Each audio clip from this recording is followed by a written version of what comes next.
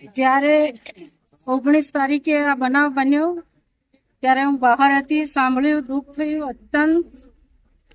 જ્યારે ત્યારે આપણને સાંભળવા મળે છે કે ભાજપની સરકાર જ્યારથી આવી ત્યારથી આવી નાની નાની બાળકીઓ હોય કે મહિલાઓ હોય એના પર અત્યાચારો, બળાત્કાર, એમના જ માણસોનું નામ આવે છે. ત્યારે આ લપન ગુરુજી ના કહેવાય, રાક્ષસ, અને ઉપરથી સફેદ કપડા પહેરીને અંદરથી સાલો નાંગો એને આવું કૃત્ય કર્યું છે. ત્યારે અમે તમામ દાહોદ જિલ્લાની મહિલા કોંગ્રેસની બહેનો એને વખોડી કાઢીએ છીએ પહેલા.